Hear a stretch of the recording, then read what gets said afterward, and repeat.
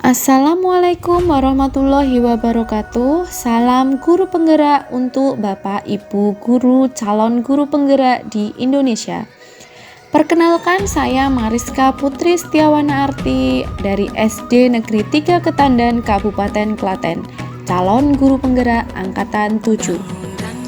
Izinkan saya untuk memaparkan aksi nyata saya pada modul 1.4 budaya positif. Perkenalkan, beliau berdua merupakan fasilitator dan pengajar praktik saya, yaitu Ibu Ambar Widyaning Tias dan Bapak Sumaryata. Berikut merupakan rancangan tindakan aksi nyata yang saya lakukan meliputi latar belakang. Siswa tidak menyukai peraturan-peraturan yang ada di sekolah karena peraturan-peraturan tersebut jika mereka melanggar, maka mereka akan mendapatkan hukuman dan hukuman tersebut cenderung akan mempermalukan mereka. Tujuan aksi nyata yang saya lakukan meliputi menumbuhkan budaya positif di sekolah, menerapkan keyakinan kelas sebagai salah satu cara dalam menumbuhkan budaya positif dengan meyakini nilai-nilai kebajikan universal, menguatkan karakter peserta didik melalui budaya positif. Selanjutnya, untuk tolak ukur keberhasilan aksi nyata saya meliputi yang pertama, terbentuknya karakter siswa melalui keyakinan kelas yang telah disepakati bersama antara wali kelas dan siswa. Kedua, siswa mampu menerapkan dan menjalankan keyakinan kelas yang telah dibuat bersama-sama. Untuk lini masa tindakan atau langkah-langkah tindakan yang akan dilakukan untuk aksi nyata saya meliputi yang pertama, menghadap kepala sekolah untuk meminta izin melakukan aksi nyata dan mendiseminasikan budaya positif pada rekan guru.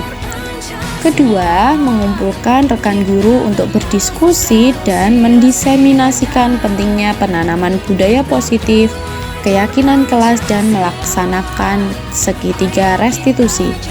Ketiga, berkoordinasi dan berkolaborasi dengan rekan guru wali kelas untuk membuat keyakinan kelas di kelasnya masing-masing. Dan yang terakhir, melakukan refleksi dan mengevaluasi terhadap pelaksanaan keyakinan kelas dan segitiga restitusi di kelas ataupun di sekolah.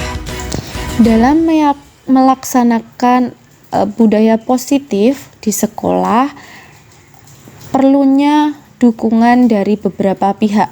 Yang pertama, dukungan dari kepala sekolah, rekan guru, serta murid agar tindakan yang telah disusun dapat dilaksanakan secara lancar dan menyeluruh. Kedua, adanya sarana dan prasarana untuk menumbuhkan budaya positif di sekolah. Dan yang terakhir atau yang ketiga yaitu orang tua dalam melaksanakan budaya positif di rumah.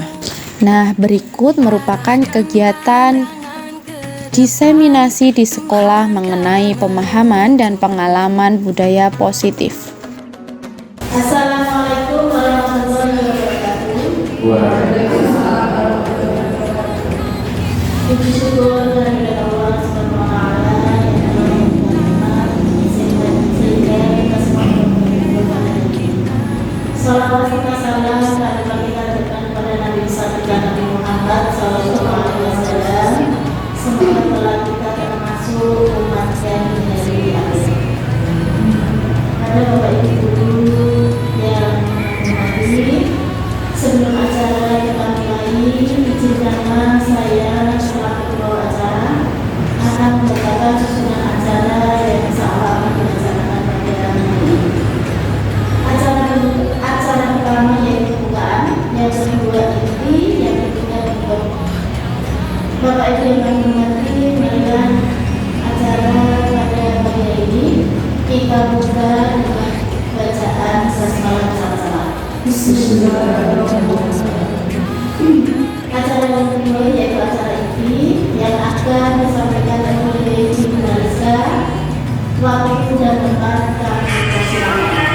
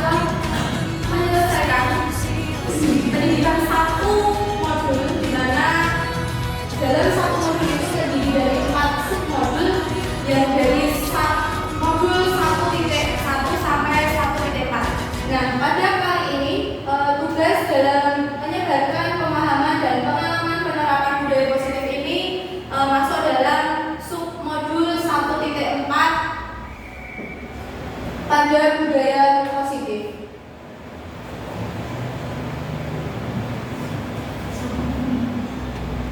Pada kesempatan kali ini nanti kita akan belajar tentang konsep utama modul budaya positif, di mana nanti kita akan mengulas satu persatu dari materi-materi di depan tersebut.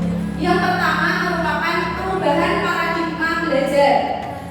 Kemudian disiplin positif, kebutuhan dasar manusia, kemudian motivasi perilaku manusia, posisi kontrol restitusi, keyakinan kelas, dan segitiga restitusi. Selanjutnya kita ulas pada materi yang pertama, yaitu pembelajaran dengan paradigma baru. Pembelajaran dengan paradigma baru ini dirancang berdasarkan prinsip pembelajaran yang terdiferensiasi, sehingga setiap siswa itu belajar sesuai dengan kebutuhan dari tahap perkembangannya untuk mewujudkan profil pelajar Pancasila. Nah, ini maksudnya bagaimana? Kalau biasanya kita dalam melakukan pembelajaran itu kan dengan klasikal, jadi tanpa istilahnya memperhatikan apa kebutuhan dari siswa, jadi disamaratakan, ya kan biasanya. Namun pada paradigma baru ini kita diminta untuk berdiferensiasi, sehingga setiap siswa itu belajarnya itu sesuai dengan kebutuhannya. Dan kita juga sudah masuk dalam kurikulum merdeka yang yang sudah digembar-gemborkan selama hampir lebih dari satu semester ini, yaitu untuk setiap siswa dalam belajar itu harus di tahap perkembangannya sesuai dengan profil pelajar Pancasila. Nah, profil pelajar Pancasila sendiri ini itu ada 6 dimensi. Yang pertama apa? Ini khususnya untuk kelas 1 dan kelas 4 yang kemarin. Ya. Apa? Untuk yang pertama itu apa? Beriman dan bertakwa kepada Tuhan Yang Maha Esa. Kemudian yang kedua yaitu berkebinekaan global. Dan yang ketiga yaitu bergotong royong. Keempat adalah kreatif. Kelima bernalar kritis, dan keenam atau yang terakhir adalah mandiri. Nah, profil pelajar Pancasila ini akan dapat terwujud jika kita guru itu berkolaborasi bersama, bekerja sama bersama-sama dalam mewujudkan profil pelajar Pancasila ini untuk membentuk karakter anak didik kita ke depannya.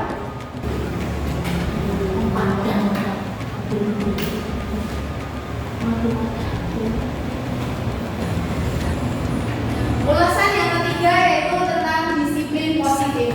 Nah, dalam budaya kita pasti Bapak Ibu guru tidak tidak asing dengan kata disiplin. Apa itu, Pak? Disiplin itu apa? Apa, Pak? Disiplin itu apa?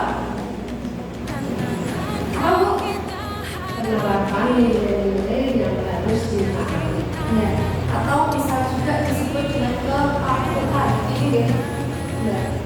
Nah, dalam budaya kita, maka kata disiplin ini dimaknai menjadi sesuatu yang dilakukan seseorang pada orang lain untuk mendapatkan kepatuhan. Kita cenderung menghubungkan kata disiplin ini dengan peraturan. Berarti istilahnya peraturan itu memaksa, gitu deh. Nah, kemudian sebagai pendidik kita, ini kan sebagai pendidik, tujuan kita adalah menciptakan anak-anak yang memiliki disiplin diri, sehingga mereka berperilaku dengan mengacu pada nilai-nilai kebajikan yang universal,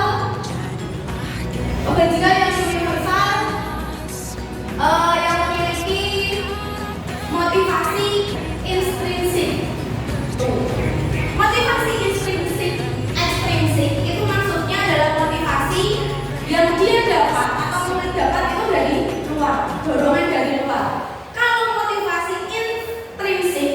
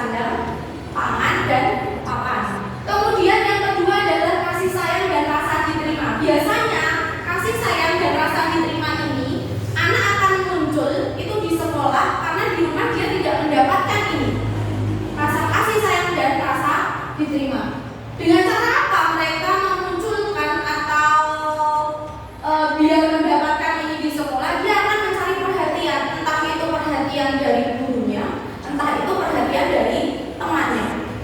Kemudian yang ketiga adalah penguasaan.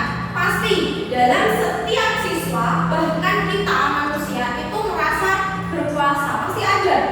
Nah, itu merupakan kebutuhan dasar dalam penguasaan.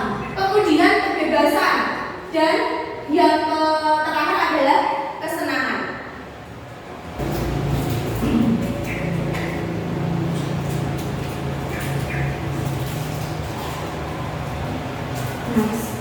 Motivasi perilaku manusia. Motivasi itu apa, Bapak Ibu? Dorongan.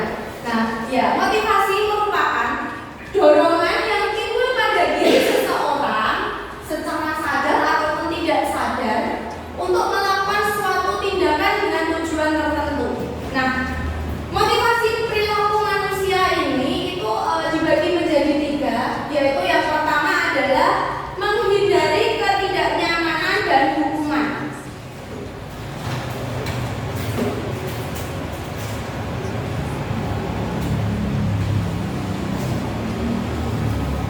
Murid akan melakukan disiplin diri karena ia takut dihukum. Ini merupakan motivasi ekstrinsik.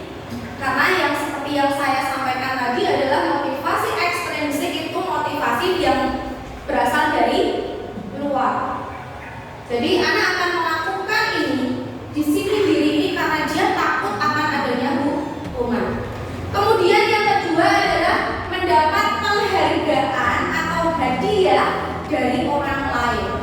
Nah, ini murid melakukan disiplin diri ini karena ia ingin mendapatkan imbalan atau yang biasa kita sebut dengan reward.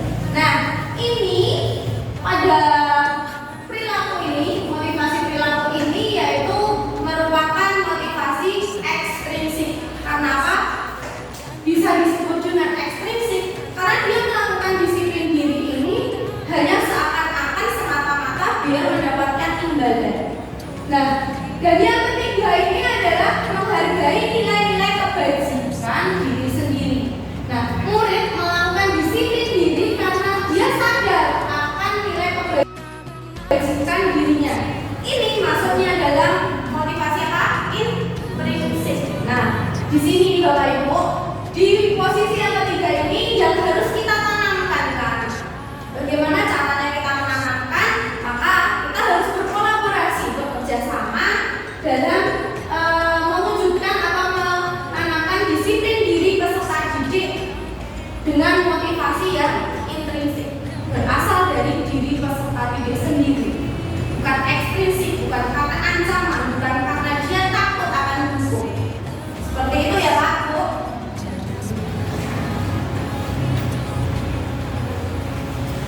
Nah, konsep disiplin dengan identitas gagal. Ada 2 konsep nantinya. Ada konsep disiplin dengan identitas gagal dan identitas sukses. Ada gagal, ada sukses. Di sini yang gagal. Yang pertama adalah hukuman. Hukuman ini bersifat menyakitkan tanpa kita sadari bahwa hukuman itu menyakitkan. Kemudian timbul rasa tidak nyaman pada siswa. Kemudian murid atau siswa ini menjadi takut. Hukuman juga bersifat memaksa. Kalau kamu nggak kerjain PR, silakan kamu lari di lapangan. Itu kan sifatnya memaksa. Jadi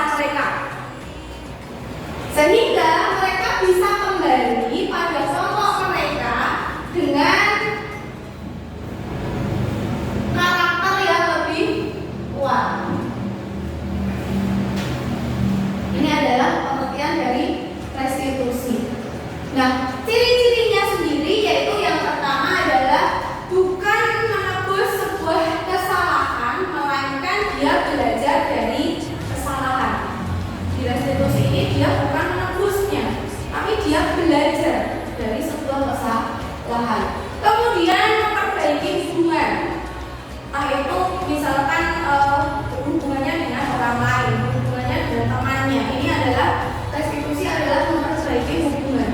Kemudian yang ketiga adalah tawaran, bukan paksaan. Nah, yang keempat adalah menuntun untuk melihat ke dalam diri dalam mendasari tindakan. Fokus pada karakternya, bukan tindakannya. Jadi di restitusi ini kita fokusnya di karakternya anak, bukan di tindakannya anak. Karena yang penting itu karakter anak, bukan tindakan dari anak ya. Kalau tindakan dari anak itu mungkin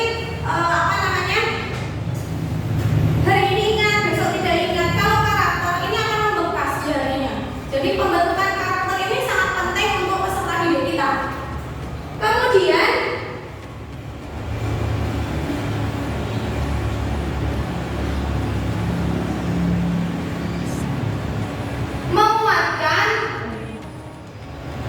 menguatkan dan fokus pada solusi. Ciri yang terakhir adalah menguatkan dan fokus pada solusinya. Nah, di restitusi ini kita nantinya akan membantu anak dalam mencari solusinya. Jadi anak kita bantu untuk mencari solusi dari kesalahan apa yang telah dia perbuat. Nah, ini adalah perbedaannya. Contohnya ada kasus siswa tidak mengerjakan PR. Perbedaannya pada yang pertama adalah hukuman. Guru menghukum siswa tersebut dengan hormat bendera selama 10 menit.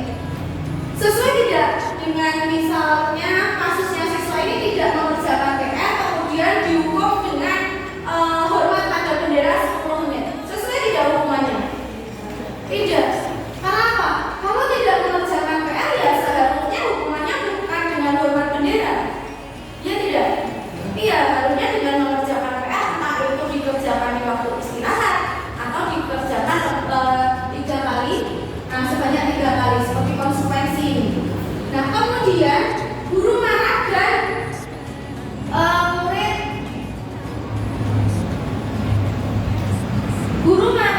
murid menjadi takut. Kemudian perbedaan yang kedua yaitu konsekuensi. Ketika siswa tidak mengerjakan PR, maka konsekuensi yang akan siswa tanggung yaitu guru memberikan konsekuensi ini untuk mengerjakan PR-nya saat istirahat atau mengerjakan PR sebanyak 3 kali. Ini adalah konsekuensi. Sesuai tidak hal ini? Sesuai, tapi juga sistemnya memaksa. Nah, ini guru tegas dan siswa menghormati peraturan. Nah, kalau pada restitusi ini guru menanyakan keyakinan kelas atau dirinya dan membantu siswa dalam menyelesaikan masalah. Nah, ini di restitusi ini seharusnya kita berperannya. Jadi dia menanyakan keyakinan kelasnya apa yang dilanggar, kemudian membantu siswa dalam mencari solusi dalam menyelesaikan masalah. Nah, di sini efeknya itu adalah guru itu harus terbuka dengan siswa. Jadi guru rawat galak. Ya, guru nggak boleh galak. Guru rawat judes. Ya, guru harus terbuka dengan siswa. Kemudian efeknya ketika guru terbuka dengan siswa, siswa akan menghormati dirinya dan gurunya. Nah, di sini ini yang harus kita terapkan saat ini.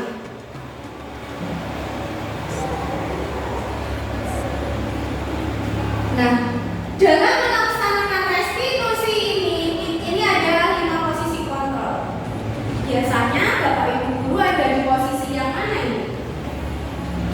Pada posisi yang mana?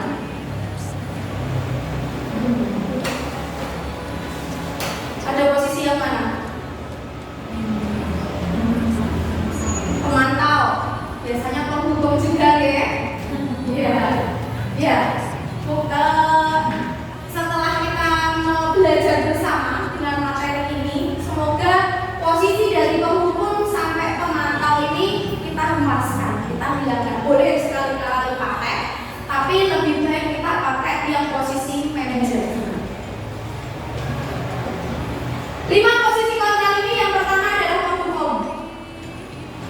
dia penghukum ini biasanya suaranya dia enggak kayak saya, tapi insya Allah saya tidak penghukum, insya Allah.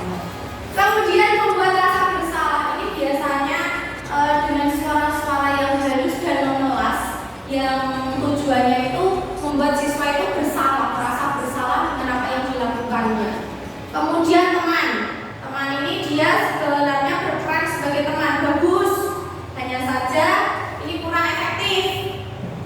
Kemudian pemantau, dan yang terakhir adalah manajer. Nah, ini contoh dari penerapan posisi kontrol. Kasusnya yaitu siswa yang tidak memakai atribut lengkap ketika upacara hari Senin. Contohnya patuhi aturan sekolah, lalu berdiri di depan barisan. Itu adalah penghukum. Biasanya kata-kata itu dipakai untuk guru atau seorang pendidik yang memiliki posisi penghukum. Kemudian membuat rasa bersalah. Berapa kali sih ibu bilang atau berapa kali ibu guru harus memberitahu ke kamu, guru kecewa sama kamu. Ini bahasanya halus banget. Dan tujuannya apa? Menasihati siswa. Tujuannya apa? Biar siswa itu merasa bersalah. Dan sampai dia manut siswanya seperti itu. Tapi ini juga kurang efektif. Kemudian teman, ayolah tertib buat guru bangga. Kali ini kalian melakukan kesalahan tidak apa-apa, ini kurang efektif juga. Terus pemantau, kamu sudah melanggar apa peraturan dan konsekuensinya. Ini adalah contoh dari penerapan 5 posisi kontrol. Kemudian yang restitusi, apakah kamu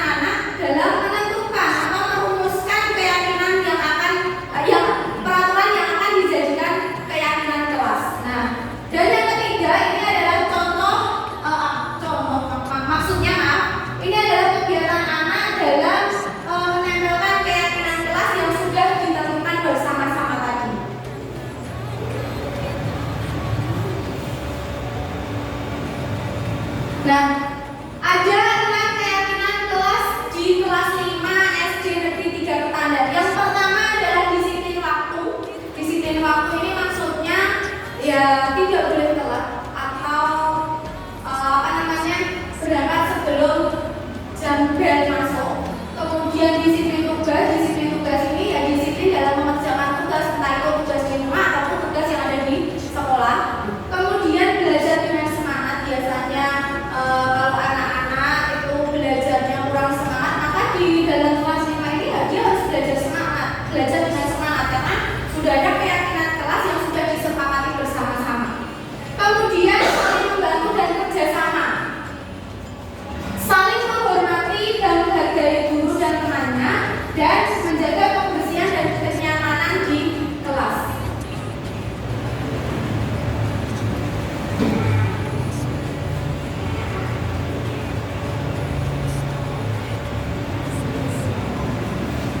Nah,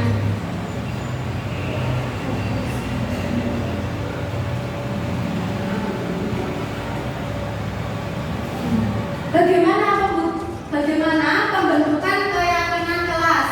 Yang pertama, yang perlu kita lakukan dalam pembentukan keyakinan kelas yaitu lebih abstrak dari peraturan. Nah, berupa pernyataan universal ini bersifat umum, kata-katanya itu umum yang mudah dimengerti anak. Terus dibuat dalam bentuk yang positif, sedikit saja dan mudah diingat, jangan banyak-banyak. Ketika membuat keyakinan kelas ini cukup sedikit aja, bahasanya sing umum, sing mudah dimengerti anak, dan jangan banyak-banyak. Biasanya nek banyak-banyak anak akan lupa. Terus sesuai dengan kondisi kelas dan sekolah agar mudah diterapkannya. Dan yang terakhir, ini semua warga kelas atau sekolah dilibatkan dalam membuat keyakinan kelas.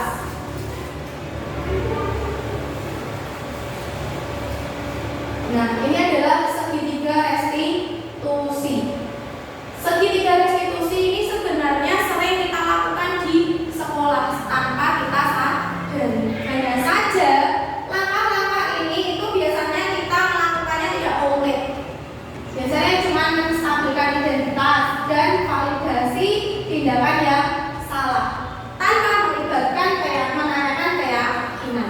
Karena biasanya menanyakan keyakinan ini itu biasanya kita belum punya, karena keyakinannya belum punya. Jadi biasanya yang diterapkan adalah yang dua atas itu. Nah, segitiga restitusi ini ada 3 langkah. Yang pertama adalah menstabilkan identitas. Kita semua akan melakukan hal yang terbaik yang bisa kita lakukan. Kemudian yang kedua adalah validasi tindakan yang salah. Semua perilaku mesti memiliki alasan. Kenapa anak tersebut sampai melakukan itu, pasti ada alasannya. Contohnya nanti kita lihat videonya. Kemudian menanyakan keyakinan. Kita semua memiliki motivasi intrinsik ataupun internal.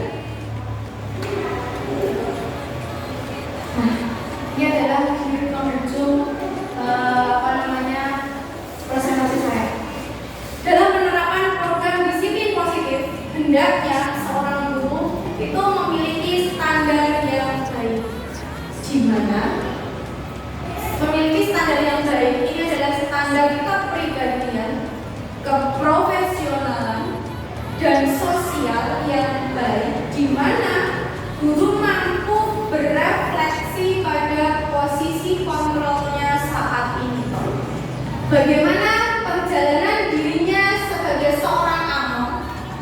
Guru itu adalah seorang among ya, yang menuntun, bukan menuntut, yang menuntun siswa. Kita itu perannya among yang menuntun siswa, bukan yang menuntut siswa. Jadi mindset yang dulu biasanya kita tuntut siswa harus mampu menguasai KKN, menguasai pelajaran selama ini. Kita ganti dengan mindsetnya menjadi among yang menuntun siswa agar mampu memahami, gitu ya. Nah, sebagai posisi manajer yang menuntun murid-muridnya menjadi insan yang mandiri, merdeka dan bertanggung jawab. Ini saya kutip dari Standar Nasional Pendidikan.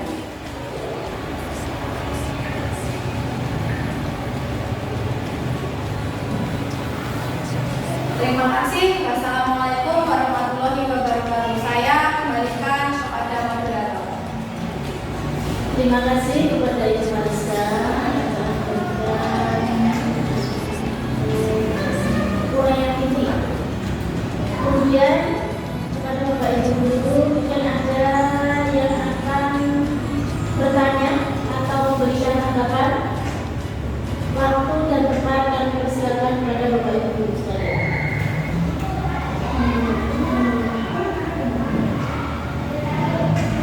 Saya Bu. Untuk Ibu Tini dipersilakan. Assalamualaikum warahmatullahi wabarakatuh. Waalaikumsalam. Terkait dengan yang disampaikan oleh Ibu Marisa tadi, yang akan saya tanyakan pada konsep disiplin dengan identitas gagal pada pembelajaran. Bagaimana dengan kita memberikan penghargaan atau reward dengan ucapan atau mengacungi jempol pada siswa? Apakah itu juga bisa dikatakan pada konsep disiplin dengan identitas gagal? Dan Assalamualaikum warahmatullahi wabarakatuh. Jauh Bu, masuk ya. Oke, yang ditanyakan adalah konsep disiplin dengan identitas gagal pada poin penghargaan. Bagus Bu, terima kasih pertanyaannya ya. Oke, pada penghargaan ini kenapa saya sebut tidak efektif? Itu karena apa? Siswa ini akan melakukan disiplin, melaksanakan disiplinnya itu karena adanya penghargaan atau reward. Reward di sini atau penghargaan di sini yang saya maksudkan itu adalah bentuknya barang. Kalau bentuk ucapan jempol itu kalau menurut saya itu adalah bentuk penghargaan yang bagus, yang tidak termasuk ke identitas gagal. Karena apa? Kalau ucapan itu biasanya sebuah motivasi. Jempol itu juga motivasi. Seperti itu begitu. Mungkin ada yang lain? Mungkin ada yang lain, atau kemudian pertanyaan yang disampaikan ditanyakan kepada Ibu Marisa. Dalam proses restitusi itu ada cara untuk memperbaiki hubungan. Kira-kira contoh cara bagaimana untuk memperbaiki hubungan? Iya, siap. Contoh caranya memperbaiki hubungan dalam proses restitusi gitu ya Bu. Di proses restitusi ini itu tadi seperti halnya di segitiga restitusi. Ini adalah 3 cara ini adalah cara dalam memperbaiki hubungan. Contohnya, anak ketika melakukan kesalahan, di mana contohnya saja meminjam pensil temannya tidak sengaja dibuka mainan, dia patah. Ini sebuah kesalahan loh. Bahkan anak yang punya pensil ini biasanya nangis, tidak terima. Itu kan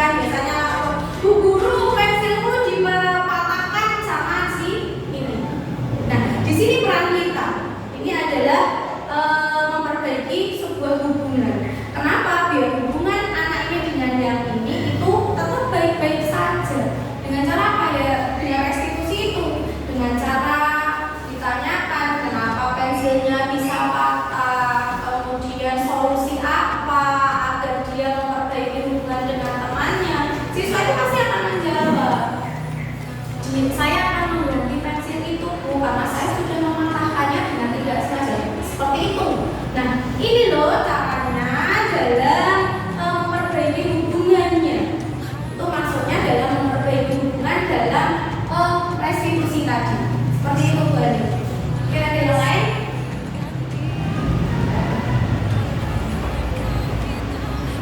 Terima kasih atas pertanyaan aku dari Putri dan Bu Ade. Marilah pada siang ini yang kita yang besok, marilah kita tutup bersama dengan bacaan hamdalah bersama-sama. Saya selaku peserta acara mengucapkan Assalamualaikum warahmatullahi wabarakatuh. Terima kasih Bapak Ibu. Assalamualaikum warahmatullahi wabarakatuh.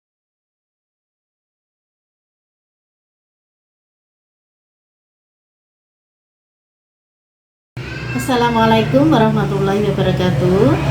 Perkenalkan, nama saya Farida Hidayati, guru kelas 1 SDN Negeri 3 Ketandan.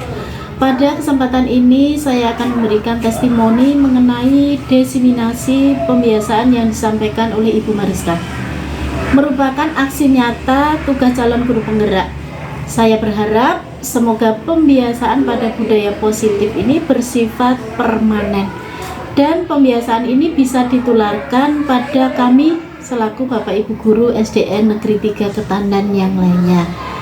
Cukup sekian. Wassalamualaikum warahmatullahi wabarakatuh.